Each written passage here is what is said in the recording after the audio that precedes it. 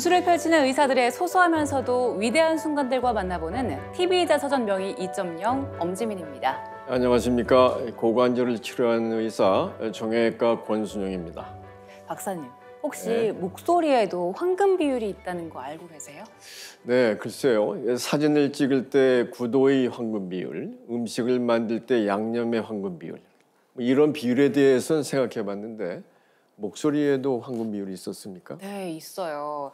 육체적인 목소리 그리고 정신적인 목소리 비율이 1대 1.6일 때 그때 가장 아름다운 목소리가 나온다고 하는데요.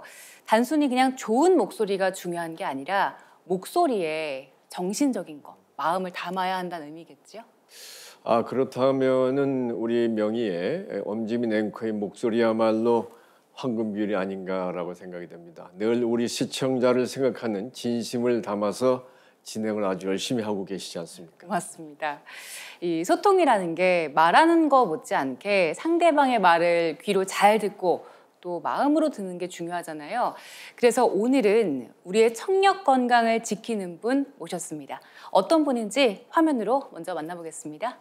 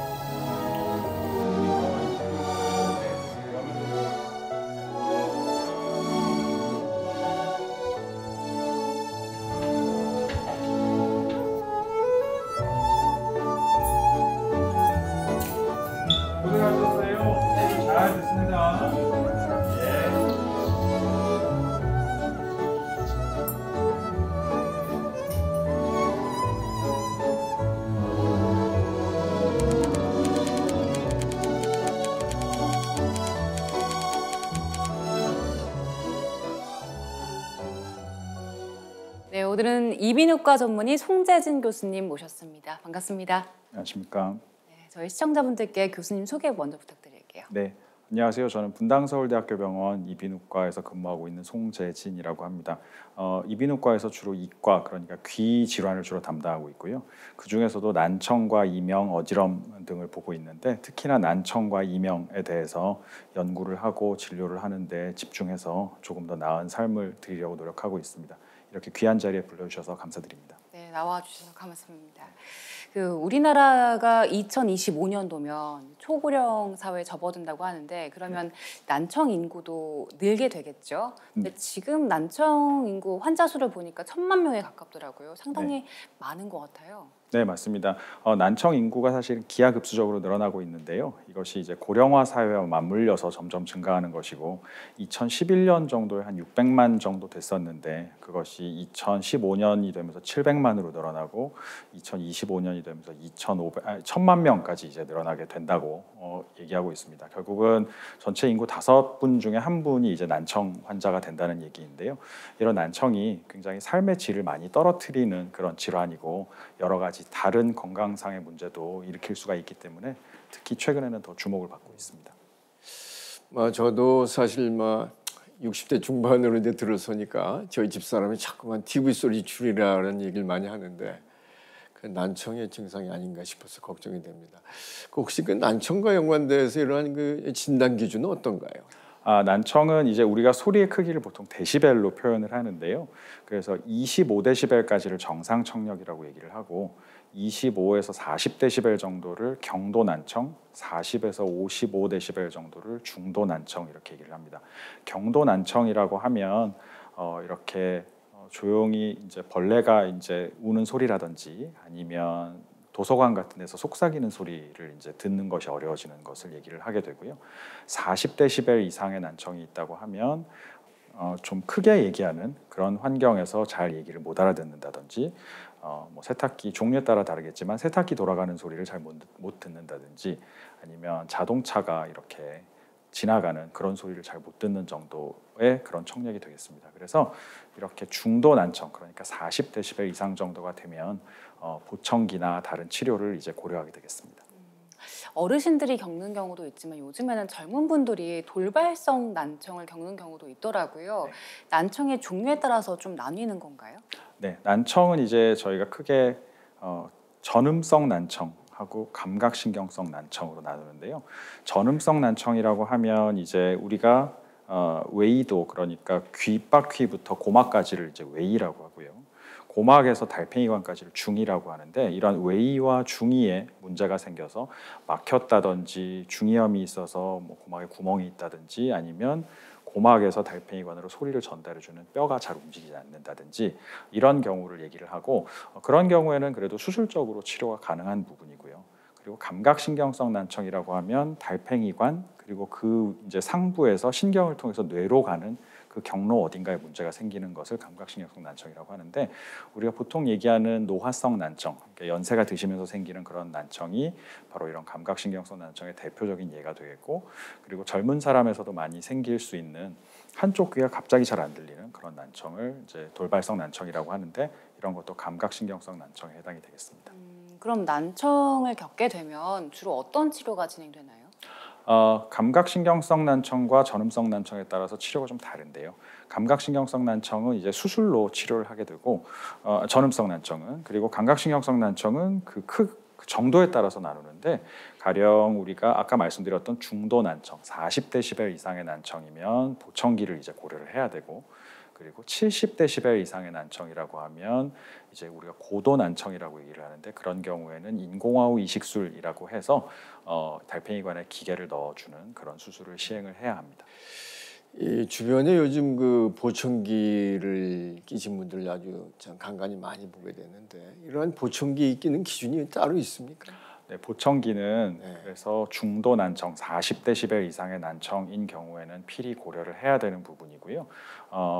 한 70데시벨 정도까지는 보청기로 충분히 재활이 가능해서 실제로 대부분의 노화성 난청 환자분들에서는 보청기로 어느 정도 재활이 가능한 부분입니다. 그래서 사실은 이런 보청기가 좀 끼기 이제 좀 꺼려지는 부분도 있고, 우리나라에서는 특히 이제 외관을 많이 이제 중요시하기 때문에 그런 부분에 있어서 좀 보청기 끼는 거를 꺼려하시는 분들이 많이 계신데, 실제로 보청기는 어떤 껴야 되는 연령이 정해져 있는 것이 아니라 그 껴야 되는 청력이 정해져 있는 것이거든요. 그래서 제가 이제 안경에 많이 비유를 하는데, 아무리 이제 어린 나이여도 눈이 나쁘면 안경을 꼭 껴야 되는 것처럼 연령과 상관없이 중도 난청 이상의 난청이 있다면 반드시 보청기를 착용하셔야 합니다.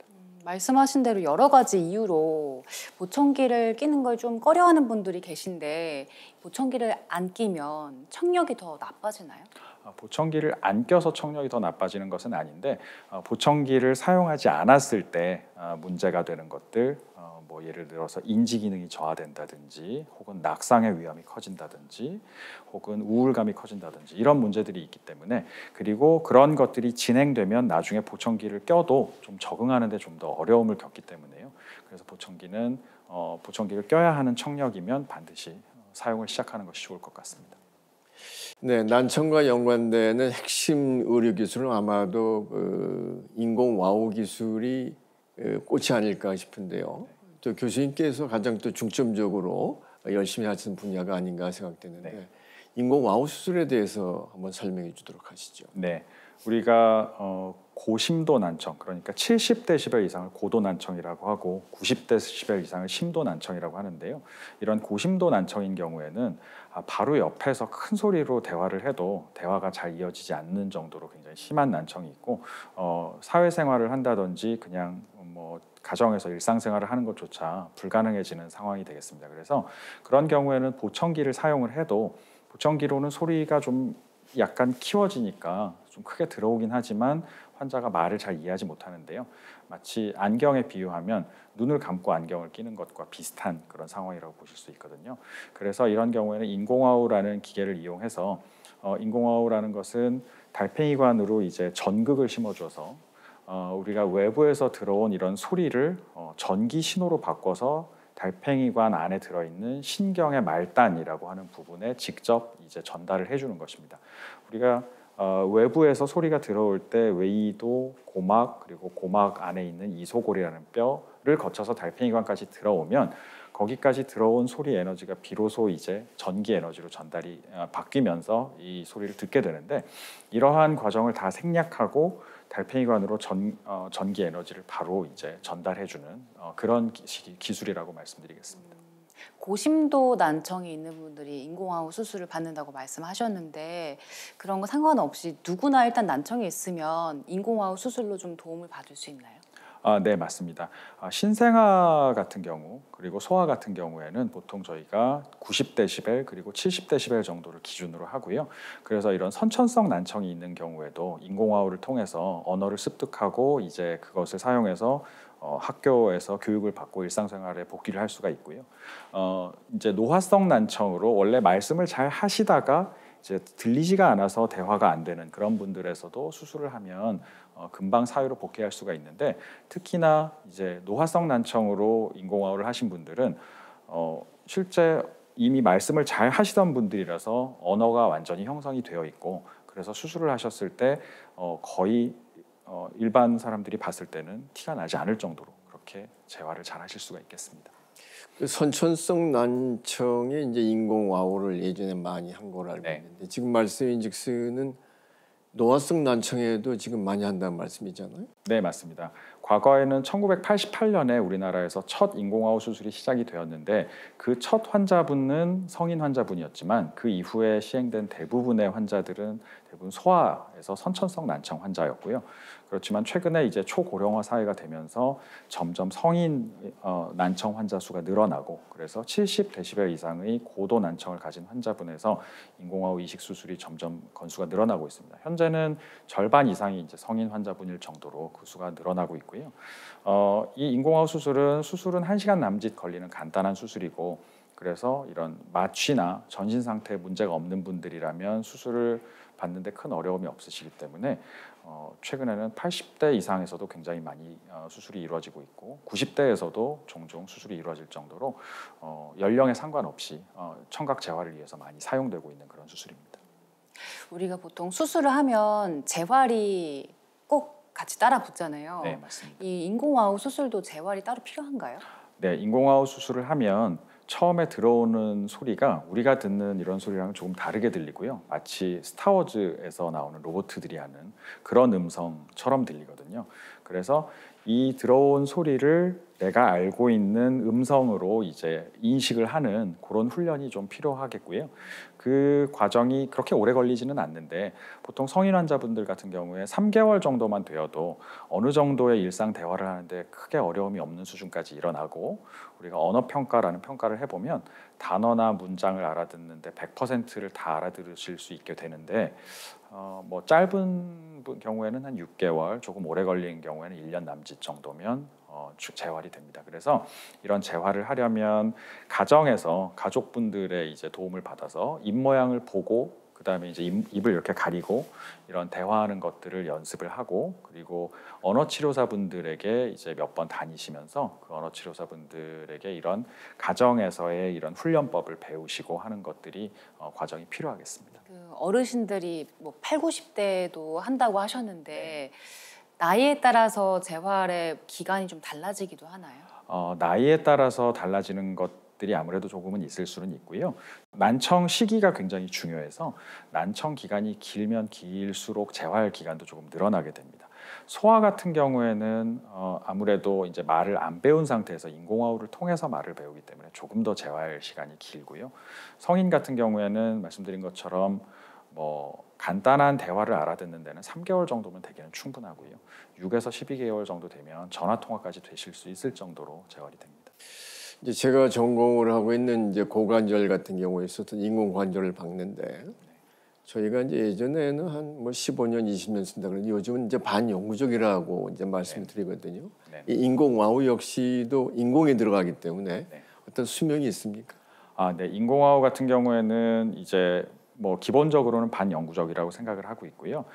장기간 이제 추적한 데이터를 보면 한 1% 정도에서는 크고 작은 문제들이 기계이고 사람이 만든 것들이다 보니까 생기긴 하지만 기본적으로는 반영구적이라고 생각하시면 될 것 같습니다. 그래서 뭐 한번 이제 수술을 하면 뭐 외상을 입는다든지 어디 부딪히신다든지 이런 특별한 문제가 없으면 인공호흡은 반영구적으로 사용하실 수 있다고 생각하시면 될 것 같습니다. 어르신들 보면 귀가 좀 안 들려도 이게 나이 먹어서 그렇다 하고 그냥 방치를 하시는 경우들이 있는데 이게 병을 키우는 거잖아요. 인공 와우 수술 같은 경우에도 이걸 꼭 받아야 하는 골든타임 같은 게 있을까요? 네, 사실 이제 우리 뇌가 어떤 감각을 받아들였을 때 그 감각을 사용하는 특정 부분이 있습니다. 그래서 청각도 이런 청각 자극이 들어오면 뇌에서 받아들이는 청각 피질이라는 부분이 있는데 이 부분이 소리를 제대로 듣지 못하고 시간이 길어지면 길어질수록 시각이라든지 다른 감각으로 대치가 되거든요. 이런 것을 우리가 이런 뇌의 가소성이라고 얘기하는데 이러한 뇌의 가소성이라는 성질 때문에 시간이 길어지면 길어질수록 인공호흡 수술을 했을 때 성적이 떨어지게 됩니다. 소아 같은 경우에는 그게 정말로 중요해서 몇 년만 지나도 수술하고 나서 결과가 굉장히 나빠지고요. 성인에서도 마찬가지로 난청 기간이 길어지면 뇌의 가소성 때문에 이런 소리를 듣는 부분이 다른 부분으로 뺏겨버리기 때문에 수술했을 때 결과가 좋지가 않습니다. 그래서 고도 난청이 있는 환자분에서는 너무 시간을 지체하지 않고 빨리 수술을 하시는 것이 굉장히 중요합니다. 가급적 빠른 게 좋다. 네네, 맞습니다. 요즘 이제 이 노령화 시대에 접어들면서 가장 참 큰 화두는 치매일 것 같습니다. 그런데 이 난청과 치매가 밀접한 관계가 있다고요? 네, 맞습니다. 특히 이제 최근에는 삶의 질을 많이 추구를 하고 그리고 이제 평균 수명이 늘어나면서 이런 치매에 대한 두려움이 굉장히 많은데요.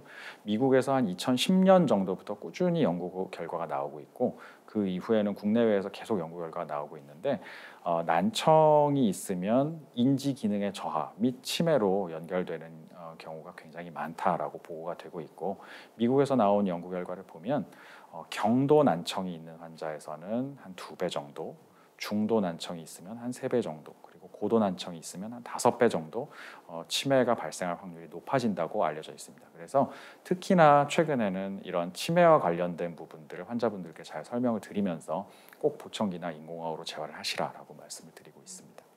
그러면 비만이나 뭐 당뇨병 이런 대사성 질환들도 우리 청력에 영향을 좀 주나요?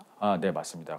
각종 성인병들이 이런 난청하고 굉장히 연관이 많이 되어 있다고 알려져 있는데요.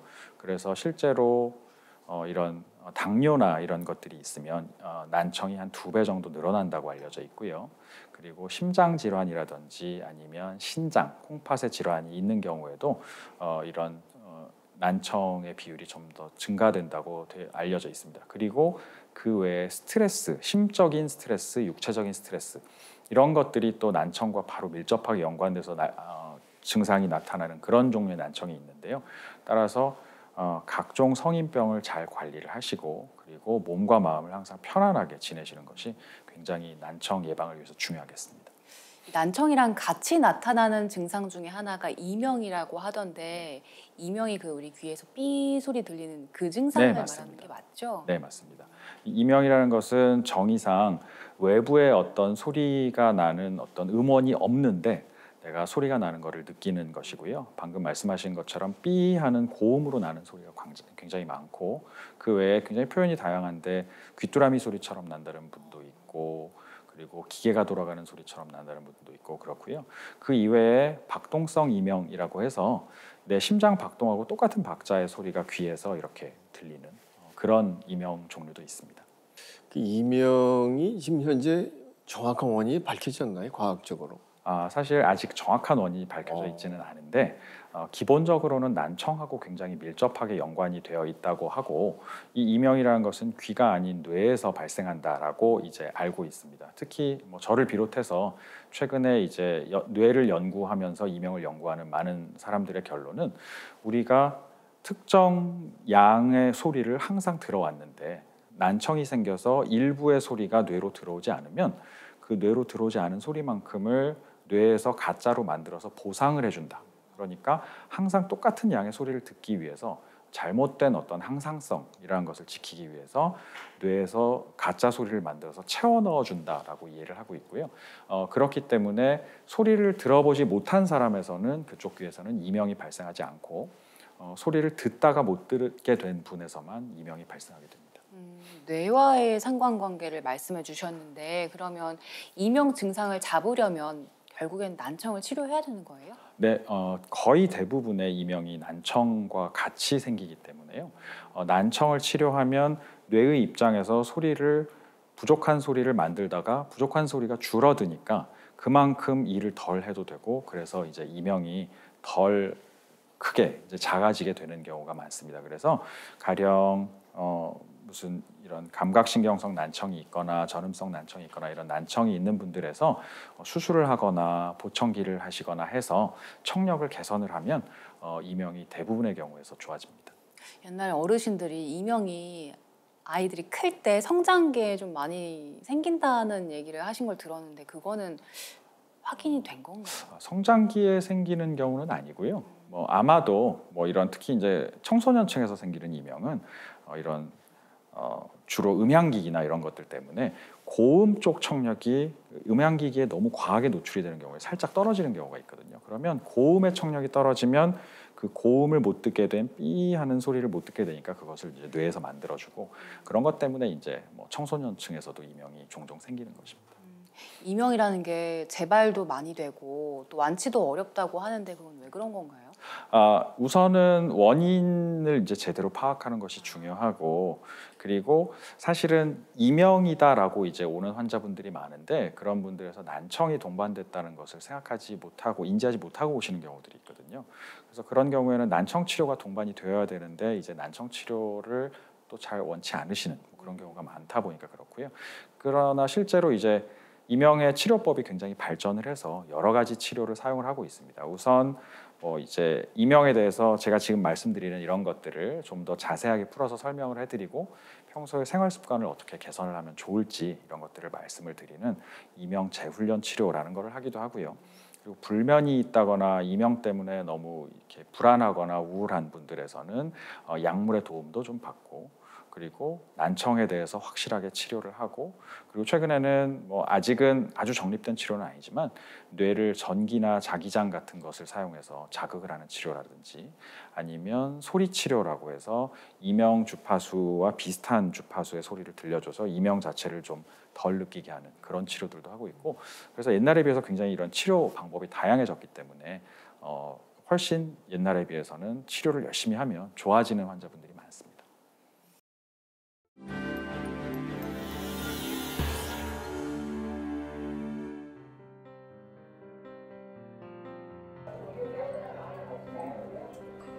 삶의 질을 크게 떨어뜨리는 들리지 않는 고통 난청. 이비인후과 전문의 송재진 교수는 우리나라의 난청 치료를 주도하며 들리지 않는 고통을 해결하는 데 앞장서고 있다.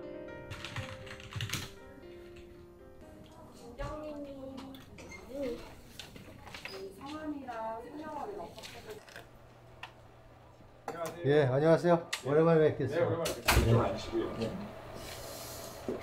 이제 수술하신 지 한 3년이 좀 안 됐고요. 예. 청력 검사 결과 보면 한 45데시벨 정도 됐는데 네. 지금 한 35데시벨 정도 됩니다. 고맙죠. 3년 전 진주종성 중이염으로 송재진 교수에게 오른쪽 귀 수술을 받은 환자. 수술 전엔 보청기 착용을 생각할 정도로 청력이 약했다. 하지만 수술 후 청력이 향상되는 경험을 했다. 이게 없습니다. 한쪽 청력이 안 좋은 관계로 특히 이제 집안 식구들 중에서 제 처한테 소리를 잘 못 듣는다고 이제 가끔씩 이렇게 좀 짜증 섞인 그런 대답도 듣고 했는데 지금은 이제 청력 자체가 왼쪽 오른쪽이 이제 고르게 회복이 돼가지고 지금 일상생활 하는데 전혀 지장이 없습니다. 송재진 교수는 환자가 궁금해할 부분을 먼저 파악하고 정보를 전달한다. 그래서 환자들은 송재진 교수를 믿고 의지한다. 지금 교수님을 이제 제가 믿고 이렇게 신뢰하는 이유 중에 하나가 환자가 와서 어떤 상황 자체를 이렇게 물어보기도 전에 먼저 그 상태를 파악을 하시고 환자가 필요한 부분을 먼저 선제적으로 말씀을 해주시니까 환자로서는 그런 부분들이 가장 믿음이 가죠. 그리고 이제 한 가지 더 말씀을 드리면은 지금 그 환자가 시술을 받은 이후에 어떻게 변화되는가를 그렇게 관심 있게 흥미 있게 봐주시니까 그런 점들에 대해서 굉장히 감사하게 생각합니다. 차이는 건강한 기분. 외래 진료 때면 송재진 교수는 환자들에게 자주 하는 말이 있다. 염증이 가득 들어차 있는 그런 모양을 제가 좋게 해드리겠다라는 말을 항상 드리는데요. 물론 질환에 따라서 고치기가 쉽지 않은 경우도 있고 금방 해결이 될 수 있는 경우도 있겠지만 제가 좋게 해드리겠다, 제가 낫도록 해드리겠다라는 말씀을 드려서 일단 환자분이 희망을 가지고 치료에 동참하실 수 있도록 하는 게 제가 항상 자주 드리는 말씀 중에 하나입니다.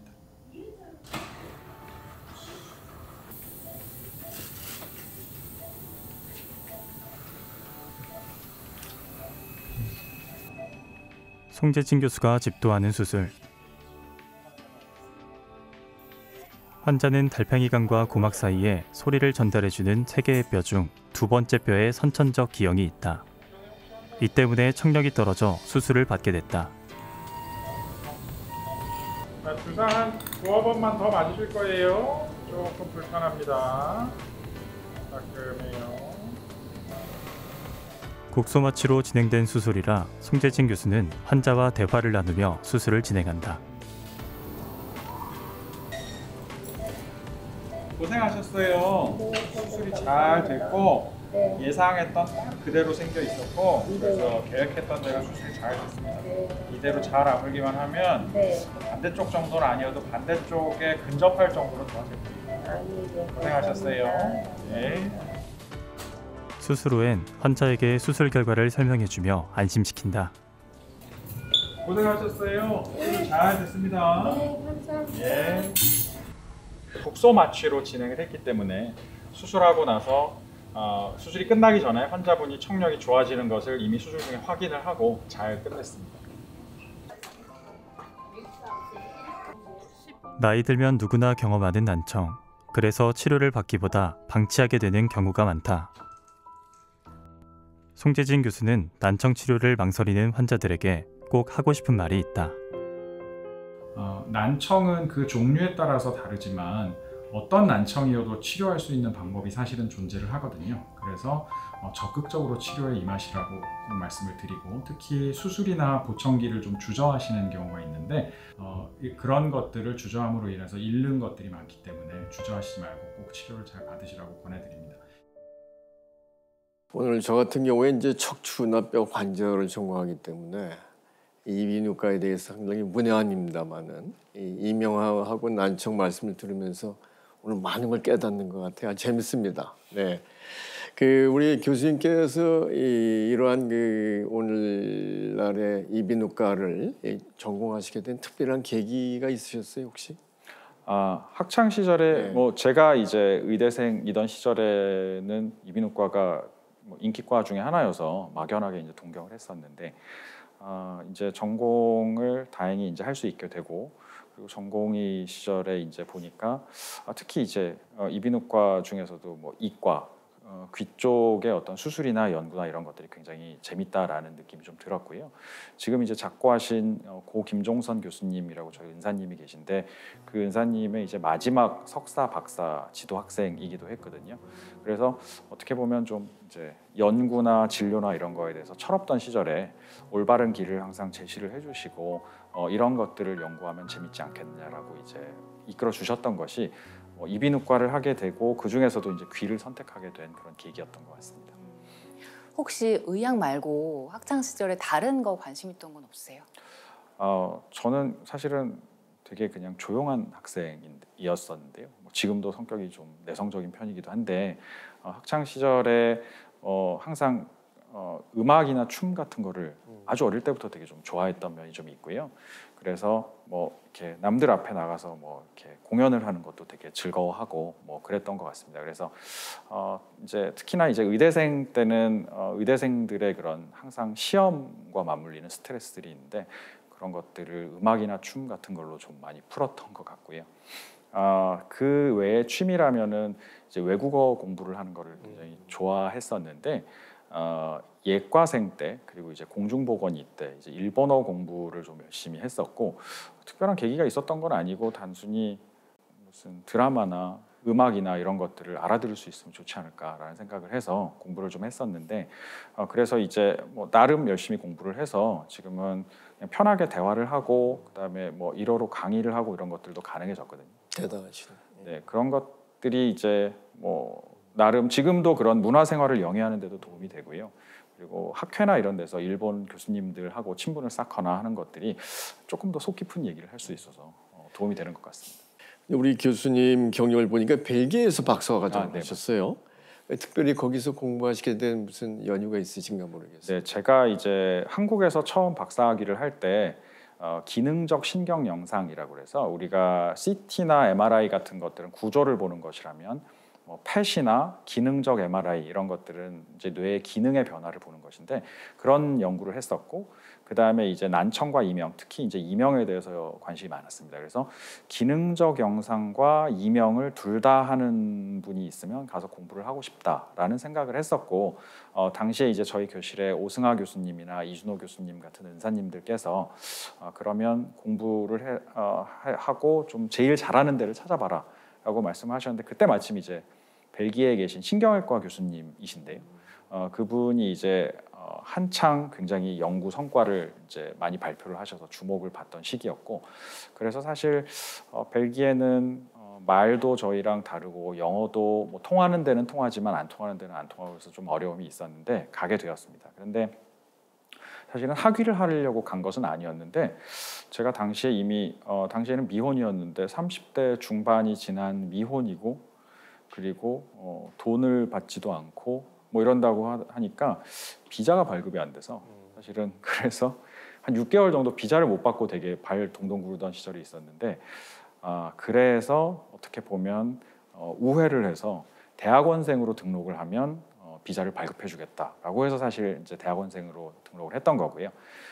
가서 한 2년 정도 이제 유학을 하면서 정말 다른 거 안 하고 공부만 열심히 했던 것 같은데요.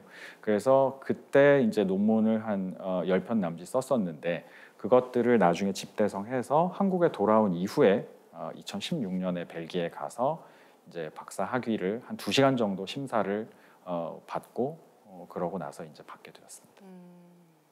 30대 중후반에 돈도 받지 않고 네. 그리고 문화권도 다르고 언어도 다른 곳에 가서 공부한다는 게 사실 쉽진 않잖아요. 아까 말씀해주신 여러 어려움이 있었는데 가장 힘들었던 건 어떤 게 있을까요? 뭐 힘들었던 점들이 사실은 되게 많은데요. 그 중에 제일 기억에 남는 건 이제 벨기에 간지 한 2주 정도 됐는데 집에 갑자기 이제 도둑이 든 거죠. 그 당시에 이제 저랑 굉장히 친한 연세대학교 이비인후과 교수님이 계신데 그분이 우연히 또 벨기에 오셔가지고 그분이랑 이제 즐겁게 저녁을 먹고 그리고 집에 왔더니 제가 또 그 당시만 해도 미혼이다 보니까 집에 귀중품도 없고 그래서 도둑들이 가져갈 게 없으니까 옷가지를 이제 다 가져갔는데 그래서 정말 그날 제가 입고 있던 옷 그리고 속옷 양말 빼고는 전부 다 도둑을 맞았거든요. 이 많은 걸 어떻게 다 가져갔나 하고서 잘 보니까 제가 가져왔던 이민 가방 2개에다가 옷을 차곡차곡 잘 넣어가지고 가져갔더라고요. 다 가져갔어요? 네, 그래서 소위 멘붕에 완전히 빠져가지고 그 후로 한 1, 2주 정도 굉장히 힘들었었던 그런 적이 있고 그때 이제 저희 지도 교수님께서 이제 뭐 그런저런 얘기를 하면서 되게 오자마자 너무 힘들다라고 얘기를 했더니 이제 본인도 뭐 남아공이나 미국이나 이런 데서 진료나 연구를 하셨던 시절이 있는데 그런 그때 굉장히 힘들었던 게 나중에 굉장히 추억이 된다 뭐 그런 얘기를 해주셔서 이메일로 굉장히 제가 그걸 감동을 받아서 그 이후에 어떤 뭐 제가 뭐 수상 강연을 하거나 뭐 이럴 때 항상 그 슬라이드를 한 장 띄워드리면서 감사 말씀을 드리고 있습니다. 이런 그 청각이라든가 아니면 이 난청 같은 경우에 있어서는 치료 결과를 참 그 확실하기도 힘들고 그럴 텐데 좀 치료하시면서 많은 애로점 없으신가요? 네, 맞습니다. 사실은 이제 뭐 난청도 우리가 청력 검사라는 걸 하기 때문에 청력 검사를 통해서 어느 정도 좋아졌는지를 객관적으로 알 수는 있는데 이런 청력 검사라는 것이 기본적으로 환자의 도움이 필요한 그런 검사이기 때문에 소리가 들리면 버튼을 눌러주시고 해야 되기 때문에 특히 좀 이제 아주 나이가 어리거나 반대로 너무 고령이신 경우에는 결과를 좀 보는데 좀 어려움이 있고, 특히나 이명은 굉장히 이제 주관적인 증상이다 보니까 이 이명이 좋아졌는지 안 좋아졌는지는 그냥 환자의 표현을 빌릴 수밖에 없거든요. 환자가 좋아졌다고 하시면 아, 좋아졌나 보다 하고, 안 좋아졌다고 하시면 별로 안 좋아졌구나 그러고 마는 건데, 그래서 그런 부분들을 좀 더 객관적으로 평가를 하고 하려는 그런 연구들을 최근에 많이 하려고 노력을 하고 있습니다. 저기 정신 안정 상태 측면에 있어서 좀 난청이라든가 이명 환자분들이 좀 예민하지는 않으세요? 좀 예민한 부분들이 아무래도 있으실 수밖에 없고요. 그리고 뭐 이제 잘 못 알아들으시니까 진료할 때도 좀 그런 어려움이 좀 있기는 한데요. 뭐 그런 것들이 특별히 진료를 하는데 장애물이 된다거나 하는 거는 아닌 것 같고, 이제 뭐 저도 이제 진료를 1년, 2년 계속 하다 보니까 그런 요령들이 좀 많이 생겨서 뭐 그런 부분은 최근에는 크게 문제는 되지 않는 것 같습니다. 만났던 환자분들 중에서 좀 기억에 남는 분 있으세요? 네, 뭐 기억에 남는 분들이 굉장히 많기는 한데, 그래도 그 중에서 가장 기억에 남는 분은 제가 이제 벨기에 유학하던 시절에 주말이면 좀 힘들고 외로워가지고 한 처음에 3개월 정도는 주말에 한 2박 3일, 3박 4일 여행을 갔던 적이 있거든요. 제가 세 번째 갔던 여행지가 노르웨이였는데, 노르웨이에서 이제 여행을 하고 있는데 거기에 이제 한국인 노 부부를 우연히 이제 만나게 됐습니다. 이제 이분들이 영어 소통이 좀 쉽지가 않고 해서 숙소를 찾는데 좀 어려움을 겪고 계셔가지고 제가 이제 뭐 같은 한국 사람이고 하니까 숙소 찾는 거를 도와드린 적이 있는데, 그때 보니까는 그 부부 중에 이제 아주머니께서 난청이 굉장히 심하시더라고요. 그래서 잘 못 알아들으시고 대화가 잘 안 되셔서 이 정도면 보청기가 힘들고 인공호흡 수술을 하셔야 될지 모르겠다.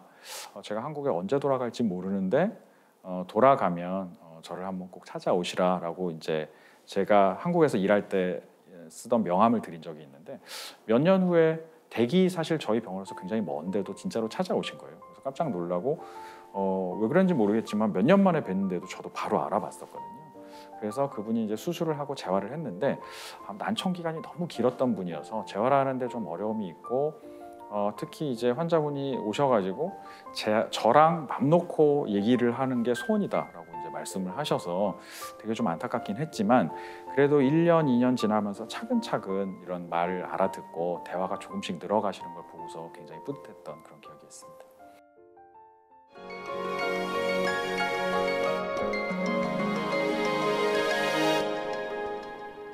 네, 이제 명의의 명강연 함께 들어볼 텐데요. 오늘 송재진 교수께서 준비한 강연의 주제는 100세 시대 청력 건강을 위한 예방법과 재활법 함께 들어보겠습니다. 강연 부탁드립니다. 네, 100세 시대를 맞아서 청력을 지키기 위해서 예방은 무엇을 해야 되고 어떻게 재활해야 되는지에 대해서 간략하게 요약을 해봤습니다. 노화성 난청이라고 하면 노화에 따른 퇴행성인 변화로 생기는 청력 감소를 얘기를 하고, 청력 감소는 이미 30대 정도에 서서히 시작을 해서 65세 이상을 기준으로 양측 귀에서 대칭적인 형태로 청력 저하가 나타나는데요. 그래서 첫 번째 징후는 소음 환경, 좀 시끄러운 환경에서 잘 안 들리고 말소리를 못 알아듣는 걸 호소하고, 그리고 이런 것들이 우울증과 치매와 관련되기 때문에 특히 최근에 주목을 받고 있습니다. 난청을 자가 진단하기 위한 설문을 한 10가지 정도를 제가 나열을 했는데, 사람들이 중얼거리거나 이전보다 작은 목소리로 말하는 것 같다든지, 조금 시끄러운 환경에서 상대방의 말소리를 잘 못 알아듣는다든지, 다시 한번 말해달라고 자주 되묻는다든지, TV 소리가 크다고 주위 사람들이 TV 소리를 낮춰달라고 자꾸 얘기한다든지, 뭐 이런 것들이 있고, 이러한 10가지 항목 중에 2개 이상이 있으면 난청을 의심할 수가 있겠습니다. 노화성 난청의 문제점 중에 가장 큰 것은 인지 기능의 감소, 그리고 나아가서는 치매로 연결이 되는 것인데요. 최근에 65세 이상 노인들을 대상으로 한 대규모 연구에서 노화성 난청 중에 약 36%에서 치매 위험이 있다는 것을 알게 되었고, 경도 난청에서는 2배, 중도 난청은 3배, 그리고 고도 난청에서는 5배나 높은 치매 발생 위험성을 확인을 해서 이런 치매와 그리고 인지기능 저하가 굉장히 난청과 밀접하다라는 것을 알게 되었습니다. 그리고 또 한 가지 큰 문제점은 우울증인데, 노화성 난청이 발생하면 사람들하고 전화 통화를 할 때 잘 못 알아들으니까 전화를 잘 못 걸게 되고, TV나 라디오를 듣는데 옛날만큼 잘 이해가 안 되니까 특히나 영화, 드라마 이런 것들은 속삭이거나 소리 지르거나 하니까 더 못 알아듣게 되거든요. 그래서 이런 것들을 좀 더 못 즐기게 되고, 여러 사람들이 있을 때 대화가 잘 안 되니까 사람들이 웃으면 따라 웃고, 그리고 알아들은 척을 자꾸 해야 되고, 이러다 보니까 점점 대화나 혹은 모임에서 소외되고 이런 문제들이 생깁니다. 이런 것들이 나아가서 우울감, 더 나아가면 우울증으로까지 발전할 수 있기 때문에 특히나 노화성 난청에서 큰 문제가 되겠고요. 그래서 예방은 이런 다른 신체 기관의 노화와 마찬가지로 자연스러운 현상이기 때문에 완전한 예방은 어려운데 난청의 위험 요소를 제거하는 것이 가장 크겠습니다. 그래서 개인 음향기기, 이어폰이나 헤드폰 사용을 최소화하고, 사실 요새는 안 들을 수가 없는데요. 이어폰, 헤드폰을 쓰는 분들한테 항상 제가 드리는 말씀은 이어폰, 헤드폰을 쓰고 앞 사람이랑 편하게 대화할 수 있는 정도의 볼륨이어야 된다. 그러니까 굉장히 작게 들으셔야 된다는 거고요. 그리고 시끄러운 소음 환경을 당연히 피해야 될 것이고, 귀에 해로운 약물들은 최근에는 이제 이런 이독성 약물이라고 해서 귀에 해로운 약물들이 많이 알려져 있어서 저희가 조심을 하고 있지만 이런 걸 사용할 때 꼭 이비인후과 진료나 청력 검사를 하셔야 되고요. 만성 질환들, 특히 당뇨가 많이 알려져 있는데 이런 것들이 난청과 연관이 되기 때문에 철저하게 관리를 해야 되고, 정기적으로 이비인후과 방문을 해서 청력 검사를 받으셔야겠습니다. 노화성 난청의 치료 중에 가장 대중적인 것은 보청기이고요. 40데시벨 이상을 중도 난청, 그리고 55에서 70데시벨까지를 중등 고도 난청이라고 하는데, 이런 40에서 70데시벨 난청 환자에서 가장 좋은 치료법이고, 난청을 고치는 건 아니지만 재활을 하는데 가장 좋은 그리고 간편한 방법이 되겠습니다. 대화 능력을 개선할 수 있고, 지속적으로 사회생활에 참여할 수 있고, 특히나 난청 때문에 이명이 심하게 오는 경우가 많은데 이런 이명이 같이 개선이 되는 효과가 있겠습니다. 굉장히 형태가 다양해서 귓속형부터 고출력 귀걸이형까지 다양한 형태가 있고요. 환자의 여러 가지 니즈라든지 귓구멍의 크기라든지 그리고 난청의 정도에 따라서 다양하게 선택을 할 수가 있습니다. 인공화우라는 것은 달팽이관에 들어있는 유모세포라고 이런 털이 난 세포가 있는데, 이 세포를 대신해서 수술로 달팽이관에 삽입해준 전극이 직접 소리를 전기적인 자극으로 바꿔서 청각 신경에 전달해 주는 것이고요. 70데시벨 이상의 고도 및 심도 난청 환자에서는 보청기로는 재활이 안 되기 때문에 인공화우 이식술이 유일한 청각 재활 방법이 되겠습니다. 그래서 이렇게 외부에 붙이는 어음 처리기라는 외부 장치가 있고요. 그리고 내부로 이식되는 기기가 있고, 1983년에 세계 최초로 이제 인공화우가 개발이 되고서 벌써 이제 40년, 50년에 가까운 이제 세월이 지났고, 기기도 굉장히 발전하고 외부 장치도 굉장히 많은 발전을 했습니다. 요약을 하면 노화성 난청은 정도의 차이는 있지만 누구에게나 필연적으로 찾아오는 것이고, 30대 이상이면 이미 찾아오는 것이기 때문에 누구나 이미 조금씩은 노화성 난청이 진행하고 있습니다. 가장 큰 문제인 인지기능 저하나 치매, 그리고 우울증, 특히나 노령 환자에서 낙상 위험도 증가된다고 알려져 있기 때문에 이런 것들이 굉장히 중요하겠고요. 완전한 예방은 할 수가 없지만 일반적인 난청 예방 주의사항을 숙지를 하고, 정기적인 청력 검사를 통해서 조기에 발견하는 이런 것들이 중요하겠고, 보청기나 인공화우 등을 통해서 청력 재활이 가능하고, 이를 통해서 인지 기능이 저하되는 것을 일정 부분 회복시킬 수가 있고, 그리고 사회생활이라든지 일상생활로 복귀가 가능하겠습니다. 네, 난청 누구에게나 찾아올 수 있고 나에게도 찾아올 수 있기 때문에 조기에 잘 발견하고 치료하는 게 중요하다는 말씀 주셨습니다. 강연 고맙습니다. 감사합니다.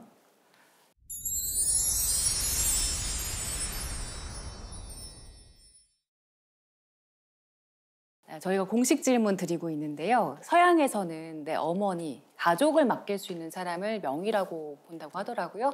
교수님께서 생각하시는 명의는 어떤 사람인가요? 제가 좀 더 젊을 때 한 전문의 한 5년 차 이내였을 때는 다른 건 사실 다 필요 없고, 환자를 가장 잘 진단하고 그리고 수술을 가장 잘해서 잘 치료해주는 의사가 제일 중요한 의사라고 생각을 했는데, 그리고 그런 분에게만 가족을 맡길 수 있다라고 생각을 했는데, 이제 저도 결혼도 하고 아이도 낳고 그리고 부모님은 조금씩 연로해 가시고 하면서 생각이 좀 많이 바뀌어서, 그러한 환자를 잘 진단하고 수술로 잘 치료해 주는 거는 너무나 기본적인 사항이고, 결국 환자를 잘 공감할 수 있는 그런 분이 가장 중요한 것 같습니다. 그래서 가령 환자분들한테 설명을 할 때도 어떤 수술이나 어떤 치료를 좀 꺼려 하시는 경우에 뭐 저여도 이런 치료를 할 것 같다. 그리고 저희 부모님이어도 이런 치료를 해드릴 것 같다. 저희 애라도 이런 치료를 받게 할 것 같다라는 얘기를 하면 환자분들이 많이 공감을 하시는데요. 그래서 가족에게 할 수 있는 치료를 할 수 있는 것이 굉장히 의사한테 중요한 덕목인 것 같고, 그리고 그런 것들이 저희 가족도 저희 어머니도 맡길 수 있는 덕목인 것 같습니다. 저희가 신청곡도 받고 있는데요. 혹시 듣고 싶은 노래 있으세요? 예, 신청곡은 저는 콜드플레이의 비바 라 비다라는 노래를 신청을 하고 싶은데요. 콜드플레이는 이제 잘 아시는 것처럼 98년에 이제 영국에서 UCL이라는 굉장히 명문 대학에서 기숙사에서 처음 만나서 이제 결성되었다고 하는데, 약간 그러한 스토리도 좀 재미가 있고 노래들이 워낙 좋아서 굉장히 좋아했던 그런 그룹이고, 특히 이 비바 라 비다라는 것은 결국은 인생이야 영원하라, 인생이여 만세, 뭐 우리말로 번역하면 이런 뜻이 되는데, 특히 이제 벨기에에서 제가 유학하면서 좀 힘들던 시절에 한 번씩 아침에 일어나서 틀면 기분 좋게 좀 하루를 출발할 수 있는 그런 노래였기도 하고요.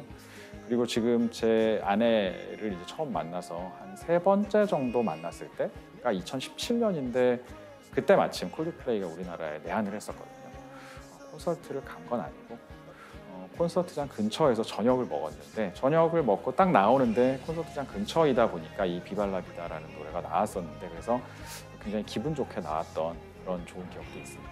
그래서 이 노래를 추천드리고 싶습니다. 노래에 대한 좋은 기억이 많아서 이제 신청을 해주신 것 같은데, 그 말씀하신 아내분이 아나운서 서현진 네, 선배시더라고요. 그래서 인생이여 영원하라라는 말씀을 주셨고, 앞으로 이제 영원한 인생에서 치료에서 이루고 싶은 것들, 계획하고 있는 것들 혹시 있으실까요?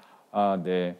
사실 이명이나 난청은 상당히 주관적인 요소가 많이 가미되는 그런 증상들이고, 그래서 그런 것들이 객관적으로 평가를 하고 수치화해서 50%가 좋아졌다, 100%가 좋아졌다 이렇게 얘기를 하기가 좀 어려운 부분이 있는데, 그래서 그런 거에 대해서 제가 이제 연구를 하고 있는 뇌파를 이용한 기능적 영상이라는 연구를 통해서 2018년에 이제 네이처 자매지 한번 논문을 낸 적이 있는데, 거기에서 이명을 객관적으로 이런 인공지능을 이용해서 진단하는 이제 연구 결과를 보여드렸었고요. 거기에서 조금 더 나아가서 이제 환자가 왔을 때 영상을 통해서 이분은 이명이 얼마나 심한 분이고 얼마나 괴로운 분이고 이런 것도 좀 수치화할 수 있는, 그리고 치료를 했을 때 예를 들어서 우리가 10점 만점으로 따졌을 때 9점에서 2점이 됐다, 뭐 이런 식으로밖에 못하는데, 그런 것들을 이런 영상을 통해서 좀 객관적으로 치료 결과를 보여줄 수 있는 그런 것들이 현재는 가장 큰 목표가 되겠고요.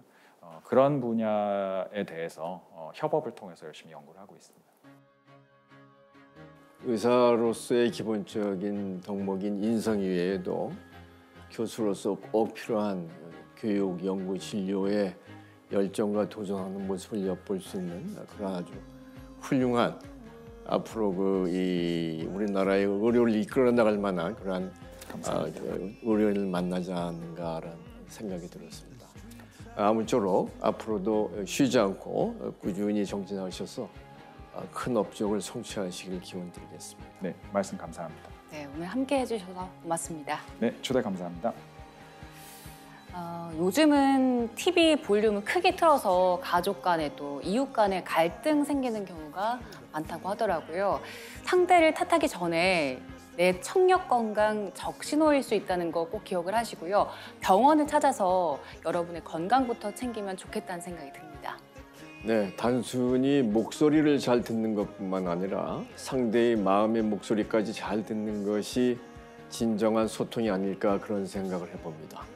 TV자서전 명의 2.0, 다음 시간에도 희귀 난치성 질환을 정복하기 위해서 노력하고 도전하는 명의를 모시고 저희는 다시 찾아뵙겠습니다. 네, 함께 해주신 여러분 고맙습니다.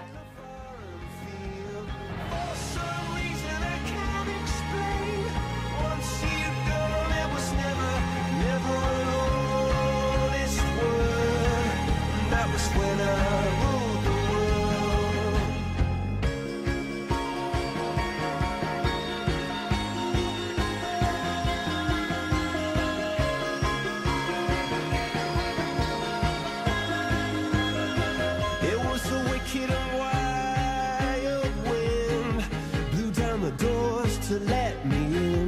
tinted windows and the sound